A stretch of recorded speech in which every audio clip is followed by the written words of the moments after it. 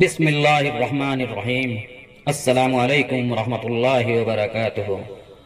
دوستوں، آج ہم ہجرت مدینہ اور مسجد نبوی کی تعمیر کب اور کیسے ہوئی، اور اذان کی ابتدا کب اور کس نے شروعات کی، اور آپ صلی اللہ علیہ وسلم کا کوبہ میں آمد کا رسول پاک صلی اللہ علیہ وسلم مکہ سے ہجرت کر کے 3 دن تک غار سور میں رہے، اور پھر عام راستوں کی بجائے تقریباً غیر آباد راستوں سے ہوتے ہوئے 8 روز کے سفر کے بعد 8 ربیع الاول کو دوپہر کے وقت پہنچے۔ کوبہ مدینہ سے چند میل کے فاصلے پر ہے، اور وہ مدینہ کا ہی ایک محلہ سمجھا جاتا تھا۔ مکہ سے آپ صلی اللہ علیہ وسلم کی روانگی کی خبر کئی روز پہلے مدینے پہنچ چکی تھی، اس لیے انصار مدینہ روزانہ صبح سے دوپہر تک بستی سے باہر نکل کر آپ صلی اللہ علیہ وسلم کے انتظار میں کھڑے رہتے تھے کہ آپ تشریف لاتے ہوئے نظر آئیں گے۔ جب دھوپ بہت تیز ہو جاتی تو واپس اپنے گھروں کو چلے جاتے۔ حضور پاک صلی اللہ علیہ وسلم چونکہ کوبہ کے نزدیک دوپہر کے وقت پہنچے، اس لیے اہل کوبہ اپنے گھروں کو جا چکے تھے۔ اتنے میں ایک یہودی کی نظر آپ پر پڑی، اور اس نے پکار کر لوگوں کو اطلاع دی کہ جن کا انتظار تھا وہ تشریف لے آئے ہیں۔ یہ آواز سنتے ہی لوگ اپنے گھروں سے نکل پڑے، اور سارے کوبہ میں خوشی سے شور مچ گیا۔ اس وقت حضرت ابوبکر صدیق رضی اللہ تعالی عنہ نے فوراً پیچھے سے ہو کر آپ صلی اللہ علیہ وسلم پر چادر کا سایہ کر دیا۔ اس طرح لوگوں کو آسانی سے معلوم ہو گیا کہ آنے والے قافلے میں نبی کون ہیں۔ انصار کی چھوٹی چھوٹی بچیاں خوشی سے گیت گا رہی تھیں۔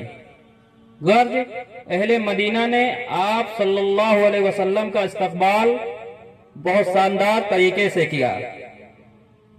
حضور صلی اللہ علیہ وسلم کوبہ میں کلثوم بن حدم رضی اللہ تعالی عنہ کے مکان میں ٹھہرے،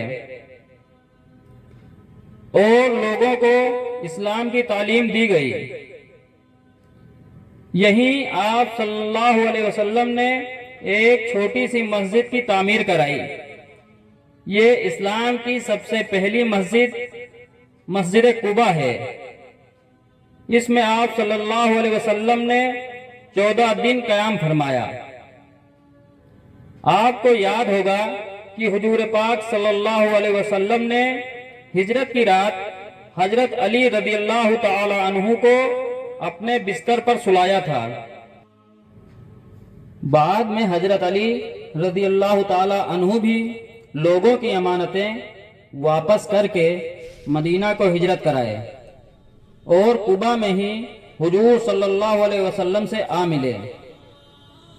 14 دن حضور پاک صلی اللہ علیہ وسلم کوبہ میں قیام کرنے کے بعد شہر کی طرف روانہ ہوئے۔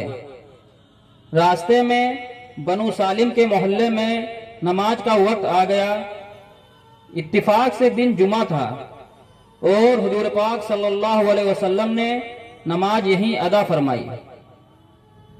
نماز سے پہلے خطبہ دیا۔ اس طرح حضور پاک صلی اللہ علیہ وسلم کی سب سے پہلی نماز جمعہ تھی جو آپ صلی اللہ علیہ وسلم نے ادا فرمائی۔ مدینہ شہر میں آپ صلی اللہ علیہ وسلم کی آمد کے وقت لوگوں کو خوشی اپنی انتہا پر تھی۔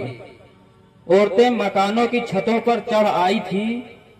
سب لوگوں کی خواہش تھی کہ حضور پاک صلی اللہ علیہ وسلم ان کے گھر آ کر ٹھہریں۔ سب سے بڑھ کر آپ سے درخواست کرتے تھے کہ آپ صلی اللہ علیہ وسلم ہمارے مہمان بنیں۔ ہماری جان و مال سب کچھ حاضر ہے۔ اس پر آپ صلی اللہ علیہ وسلم نے لوگوں سے فرمایا کہ میری اونٹنی کو چھوڑ دو، اللہ کے حکم سے یہاں کہیں ٹھہرے گی، وہی میرا قیام ہوگا۔ آخر حضرت ابو ایوب انصاری رضی اللہ تعالی عنہ کے گھر کے سامنے اونٹنی بیٹھ گئی۔ اس طرح وہ آپ صلی اللہ علیہ وسلم کے میزبان بنے۔ آپ صلی اللہ علیہ وسلم نے 7 ماہ تک یہاں قیام فرمایا، یہاں تک کہ مسجد نبوی اور آپ صلی اللہ علیہ وسلم کی ازواج کے حجرے تعمیر ہو گئے تو آپ وہاں منتقل ہو گئے۔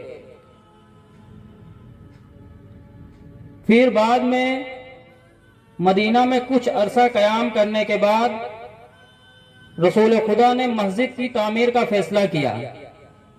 اس کے لیے جو زمین منتخب کی گئی وہ بنی نزار کے قبیلے کے 2 یتیم بچوں کی ملکیت تھی۔